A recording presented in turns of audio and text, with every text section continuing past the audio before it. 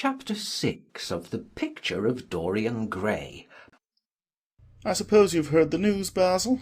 said Lord Henry that evening, as Hallward was shown into a little private room at the Bristol, where dinner had been laid for 3. "No, Harry?" answered the artist, giving his hat and coat to the bowing waiter. "What is it?" "Nothing about politics, I hope. They don't interest me. There's hardly a single person in the House of Commons worth painting, though many of them would be better for a little whitewashing." "Dorian Gray is engaged to be married," said Lord Henry, watching him as he spoke. "Dorian engaged to be married?" he cried. "Impossible." "It is perfectly true. "To whom?" To some little actress or other." "I can't believe it. Dorian is far too sensible." "Dorian is far too wise not to do foolish things now and then, my dear Basil." "Marriage is hardly a thing one can do now and then, Harry." "Except in America," rejoined Lord Henry languidly. "But I didn't say he was married. I said he was engaged to be married. There is a great difference. I have a distinct remembrance of being married, but I have no recollection at all of being engaged. I am inclined to think that I never was engaged." "But think of Dorian's birth, and position, and wealth. It would be absurd for him to marry so much beneath him." "If you want to make him marry this girl, tell him that, Basil. He is sure to do it then. Whenever a man does a thoroughly stupid thing, it is always from the noblest motives." "I hope the girl is good, Harry. I don't want to see Dorian tied to some vile creature who might degrade his nature and ruin his intellect." "Oh, she is better than good. She is beautiful," murmured Lord Henry, sipping a glass of vermouth and orange bitters. "Dorian says she is beautiful, and he is not often wrong about things of that kind. Your portrait of him has quickened his appreciation of the personal appearance of other people. It has had that excellent effect amongst others. We are to see her to-night, if that boy doesn't forget his appointment." "Are you serious?" "Quite serious, Basil. I should be miserable if I thought I should ever be more serious than I am at the present moment." "But do you approve of it, Harry?" asked the painter, walking up and down the room and biting his lip. "You can't approve of it, possibly. It is some silly infatuation." "I never approve or disapprove of anything now. It is an absurd attitude to take towards life. We are not sent into the world to air our moral prejudices. I never take any notice of what common people say, and I never interfere with what charming people do. If a personality fascinates me, whatever mode of expression that personality selects is absolutely delightful to me. Dorian Gray falls in love with a beautiful girl who acts Juliet, and proposes to marry her. Why not? If he wedded Messalina, he would be none the less interesting. You know I am not a champion of marriage. The real drawback to marriage is that it makes one unselfish, and unselfish people are colourless. They lack individuality. Still, there are certain temperaments that marriage makes more complex. They retain their egotism, and add to it many other egos. They are forced to have more than one life. They become more highly organized, and to be highly organized is, I should fancy, the object of man's existence. Besides, every experience is of value, and whatever one may say against marriage, it is certainly an experience. I hope that Dorian Gray will make this girl his wife, passionately adore her for 6 months, and then suddenly become fascinated by someone else. He would be a wonderful study." "You don't mean a single word of that, Harry. You know you don't. If Dorian Gray's life were spoiled, no one would be sorrier than yourself. You are much better than you pretend to be." Lord Henry laughed. "The reason we all like to think so well of others is that we are all afraid for ourselves. The basis of optimism is sheer terror. We think that we are generous, because we credit our neighbour with the possession of those virtues that are likely to be a benefit to us. We praise the banker that we may overdraw our account, and find good qualities in the highwayman in the hope that he may spare our pockets. I mean everything that I have said. I have the greatest contempt for optimism. As for a spoiled life, no life is spoiled but one whose growth is arrested. If you want to mar a nature, you have merely to reform it. As for marriage, of course that would be silly, but there are other and more interesting bonds between men and women. I will certainly encourage them. They have the charm of being fashionable. But here is Dorian himself. He will tell you more than I can. "My dear Harry, my dear Basil, you must both congratulate me," said the lad, throwing off his evening cape with its satin-lined wings, and shaking each of his friends by the hand in turn. "I've never been so happy. Of course, it is sudden. All really delightful things are. And yet it seems to me to be the one thing I've been looking for all my life." He was flushed with excitement and pleasure, and looked extraordinarily handsome. "I hope you will always be very happy, Dorian," said Hallward. "but I don't quite forgive you for not having let me know of your engagement. You let Harry know." And I don't forgive you for being late for dinner, broke in Lord Henry, putting his hand on the lad's shoulder, and smiling as he spoke. Come, let us sit down and try what the new chef here is like, and then you will tell us how it all came about. "There is really not much to tell," cried Dorian, as they took their seats at the small round table. "What happened was simply this. After I left you yesterday evening, Harry, I dressed, had some dinner at that little Italian restaurant in Rupert Street you introduced me to, and went down at 8 o'clock to the theatre. Sybil was playing Rosalind. Of course, the scenery was dreadful, and the Orlando absurd. But Sybil! You should have seen her. When she came on in her boy's clothes, she was perfectly wonderful. She wore a moss-covered velvet jerkin with cinnamon sleeves, slim brown cross-gartered hose, a dainty little green cap with a hawk's feather caught in a jewel, and a hooded cloak lined with dull red. She had never seemed to me more exquisite.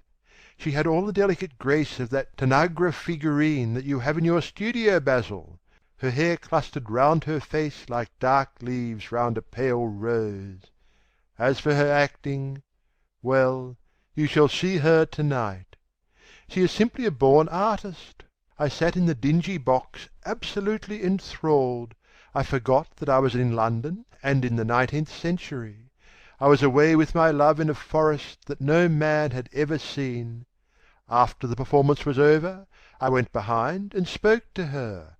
As we were sitting together, suddenly there came into her eyes a look that I had never seen there before. My lips moved towards hers. We kissed each other. I can't describe to you what I felt at that moment. It seemed to me that all my life had been narrowed to one perfect point of rose-coloured joy. She trembled all over and shook like a white narcissus. Then she flung herself on her knees and kissed my hands. I feel that I should not tell you all this, but I can't help it. Of course, our engagement is a dead secret. She has not even told her own mother. I don't know what my guardians will say. Lord Radley is sure to be furious. I don't care. I shall be of age in less than a year, and then I can do what I like. I have been right, Basil, haven't I, to take my love out of poetry, and to find my wife in Shakespeare's plays? Lips that Shakespeare taught to speak have whispered their secret in my ear. I have had the arms of Rosalind around me, and kissed Juliet on the mouth. "Yes, Dorian, I suppose you were right," said Hallward slowly. Have you seen her today? asked Lord Henry. Dorian Gray shook his head. I left her in the forest of Arden. I shall find her in an orchard in Verona. Lord Henry sipped his champagne in a meditative manner. At what particular point did you mention the word marriage, Dorian? And what did she say in answer? Perhaps you forgot all about it. My dear Harry, I did not treat it as a business transaction, and I did not make any formal proposal. I told her that I loved her, and she said she was not worthy to be my wife. Not worthy! Why, the whole world is nothing to me compared with her.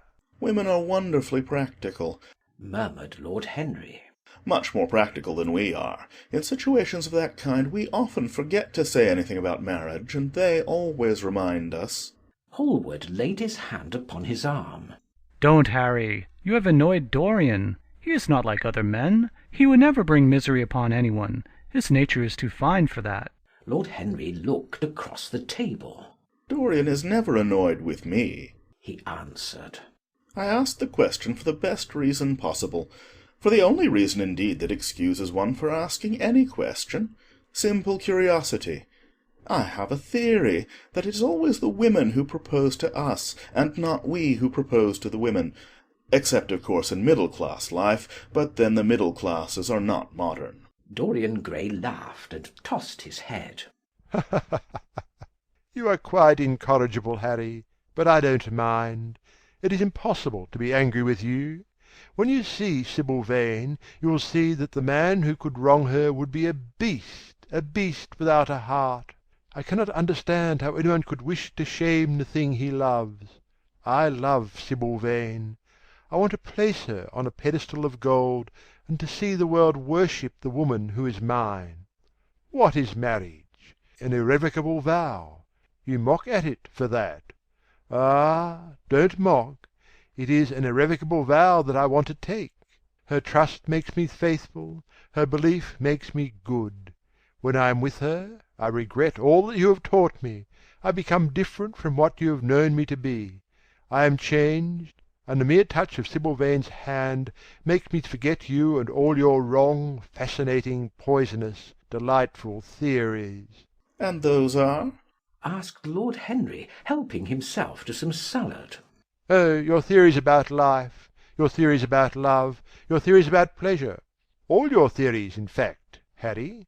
Pleasure is the only thing worth having a theory about, he answered in his slow, melodious voice. But I am afraid I cannot claim my theory as my own. It belongs to nature, not to me. Pleasure is nature's test, her sign of approval. When we are happy, we are always good. But when we are good, we are not always happy. Ah, but what do you mean by good? Cried Basil Hallward. Yes, Echoed Dorian, leaning back in his chair and looking at Lord Henry over the heavy clusters of purple-lipped irises that stood in the centre of the table. What do you mean by good, Harry? To be good is to be in harmony with oneself, he replied, touching the thin stem of his glass with his pale, fine-pointed fingers. Discord is to be forced to be in harmony with others. One's own life, that is the important thing. As for the lives of one's neighbours, if one wishes to be a prig or a Puritan, one can flaunt one's moral views about them, but they are not one's concern. Besides, individualism has really the higher aim. Modern morality consists in accepting the standard of one's age. I consider that for any man of culture to accept the standard of his age is a form of the grossest immorality. But surely if one lives merely for oneself, Harry, one pays a terrible price for doing so, suggested the painter. Yes, we are overcharged for everything nowadays. I should fancy that the real tragedy of the poor is that they can afford nothing but self-denial. Beautiful sins, like beautiful things, are the privilege of the rich. One has to pay in other ways but money. What sort of ways, Basil? Oh, I should fancy in remorse, in suffering, and, well, in the consciousness of degradation. Lord Henry shrugged his shoulders. My dear fellow, medieval art is charming, but medieval emotions are out of date. One can use them in fiction, of course, but then the only things that one can use in fiction are the things that one has ceased to use in fact. Believe me, no civilized man ever regrets a pleasure, and no uncivilized man ever knows what a pleasure is. I know what pleasure is, cried Dorian Gray. It is to adore someone. That is certainly better than being adored, he answered, toying with some fruits. Being adored is a nuisance. Women treat us just as humanity treats its gods. They worship us and are always bothering us to do something for them. I should have said that whatever they ask for they had first given to us, murmured the lad gravely. They create love in our natures. They have a right to demand it back. That is quite true, Dorian, cried Hallward. Nothing is ever quite true, said Lord Henry. That is, interrupted Dorian. You must admit, Harry, that women give to men the very gold of their lives. Possibly, he sighed. But they invariably want it back in such a very small change. That is the worry. Women, as some witty Frenchman once put it, inspire us with a desire to do masterpieces, and always prevent us from carrying them out. Harry, you are dreadful. I don't know why I like you so much. You will always like me, Dorian. He replied. Will you have some coffee, you fellows? Waiter, bring coffee and fine champagne and some cigarettes. Oh, no, don't mind the cigarettes, I have some. Basil, I can't allow you to smoke cigars. You must have a cigarette. A cigarette is the perfect type of a perfect pleasure. It is exquisite, and it leaves one unsatisfied. What more can one want? Yes, Dorian, you will always be fond of me. I represent to you all the sins you have never had the courage to commit. What nonsense you talk, Harry! Cried the lad, taking a light from a fire-breathing silver dragon that the waiter had placed on the table. Let us go down to the theatre. When Sybil comes on the stage, you will have a new ideal of life. She will represent something to you that you have never known. I have known everything, said Lord Henry, with a tired look in his eyes. But I am always ready for a new emotion. I am afraid, however, that, for me at any rate, there is no such thing. Still, your wonderful girl may thrill me. I love acting. It is so much more real than life. Let us go. Dorian, you will come with me. I am so sorry, Basil, but there is only room for two in the brougham. You must follow us in a hansom. They got up and put on their coats, sipping their coffee standing. The painter was silent and preoccupied. There was a gloom over him. He could not bear this marriage, and yet it seemed to him to be better than many other things that might have happened. After a few minutes they all passed downstairs. He drove off by himself, as had been arranged, and watched the flashing lights of the little brougham in front of him. A strange sense of loss came over him. He felt that Dorian Gray would never again be to him all that he had been in the past. Life had come between them. His eyes darkened, and the crowded, flaring streets became blurred to his eyes. When the cab drew up at the theatre, it seemed to him that he had grown years older. End of chapter 6.